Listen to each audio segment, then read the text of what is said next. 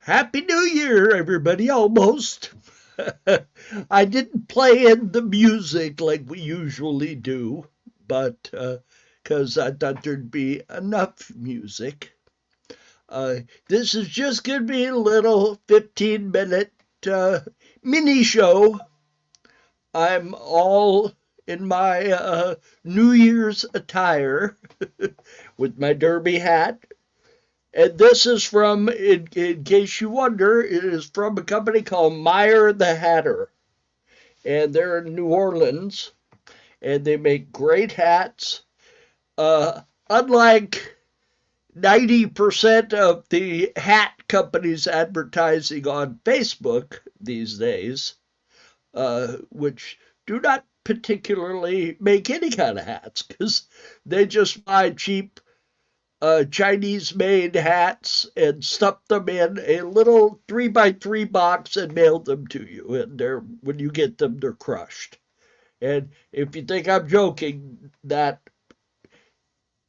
at least 80% of the companies advertising hats on Facebook are the same company, just operating under a whole bunch of different names.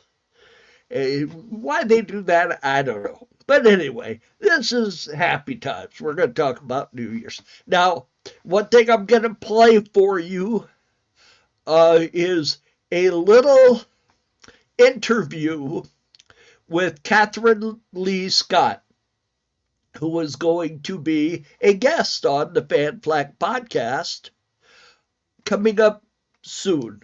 We haven't nailed down the date yet because she's very busy, and she has agreed to be on the show for sure. So we've been able to announce the fact.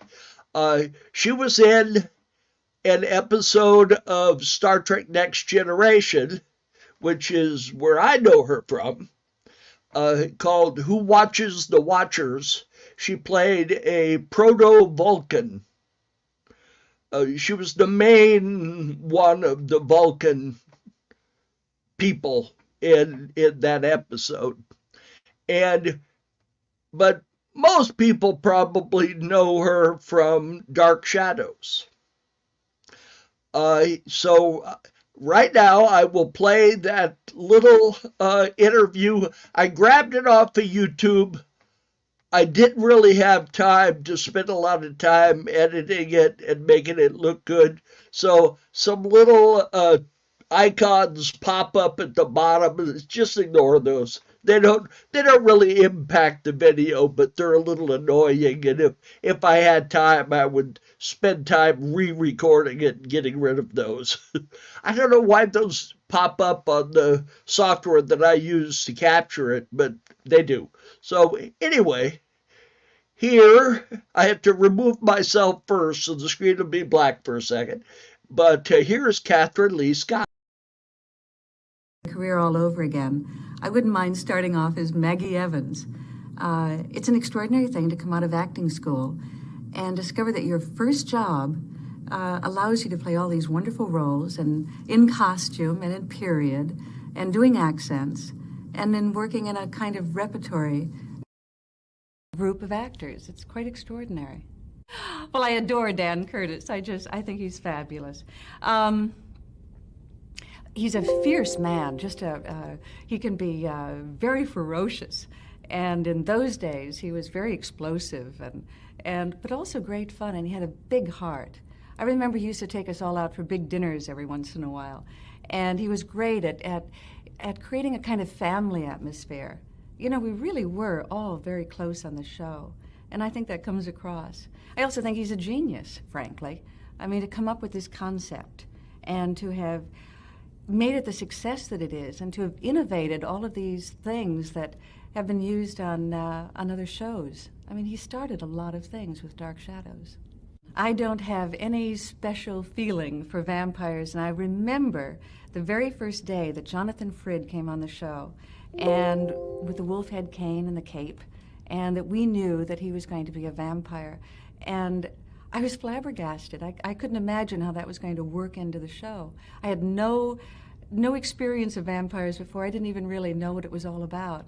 I don't understand what the incredible attraction to vampires is. But I do know that Jonathan Frid created an extraordinary character. He took this vampire creature and made him vulnerable so that people cared about him. And I think that was part of Jonathan Frid's genius. When Grayson Hall first came on the show, I was very familiar with her career. She's a wonderful actress. And she'd already been up for an Academy Award for Night of the Iguana. She had done that film.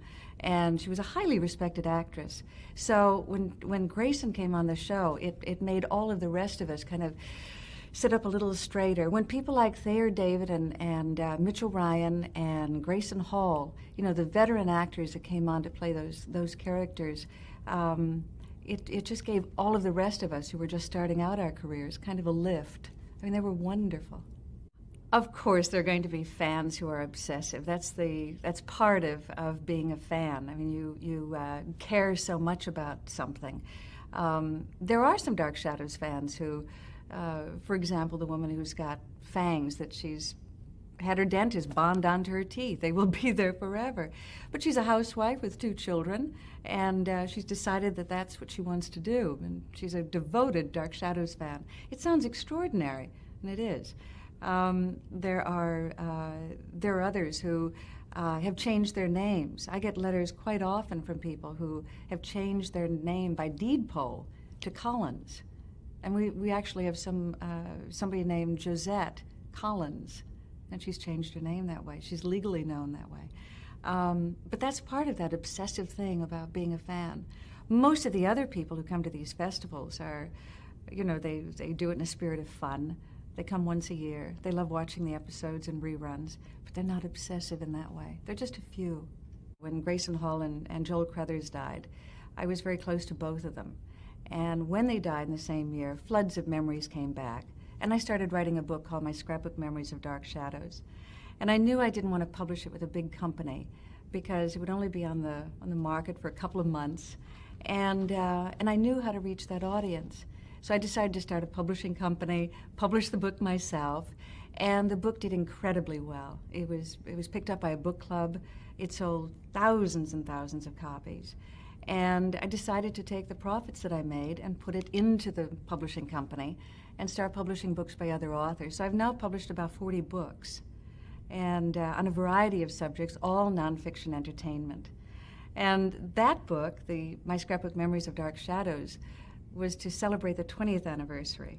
For the 25th anniversary, none of the other actors had written a book, so I asked them if they would contribute to the Dark Shadows Companion. And that was the 25th anniversary book. And then with the 1991 NBC primetime series, I asked Jim Pearson if he would write a book called Dark Shadows Resurrected. And now for the 30th anniversary, we're coming out with the Almanac. I don't feel I have anything more personally to say about Dark Shadows. I think I said it in the first book, but everybody else, Cy Tomashoff, who designed the sets, and Mary McKinley, who designed the costumes for Dark Shadows, some of the fans, Laura Parker, David Selby, Marie Wallace, Donna Wandre, they've all contributed to the book. So that's what the Almanac is, and it's being received very well.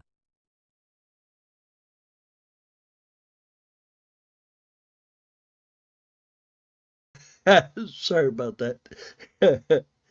But anyway, that is Catherine Lee Scott. And I'm trying to get my clock set up here so that I can do the countdown at the right time.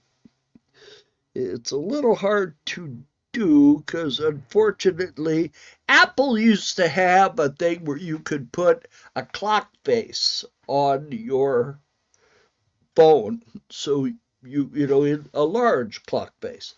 But unfortunately, they don't seem to have that there anymore. Apple keeps taking stuff away. I mean, aren't they supposed to add new stuff? But apparently not. But I can't find one, so I'll just have to look at that little tiny clock once it hits 11:59 in about 4 minutes or so, and I will start the countdown. I downloaded a video of a countdown I added a public domain version of Auld Lang Syne to it. I added some firework noise to continue on from where the countdown stops, and then I did a little Photoshop thing of a New Year's greeting from us. So now, and this is all from me and Melody.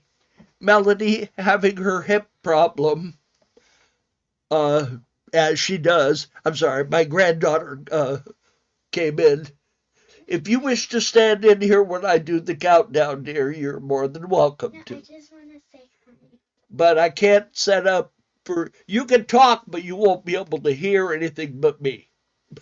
Yeah, I just want to say hi. Oh, okay. She just wanted to say hi. Hi. Say hi. Hi. So that was my granddaughter, my beautiful granddaughter.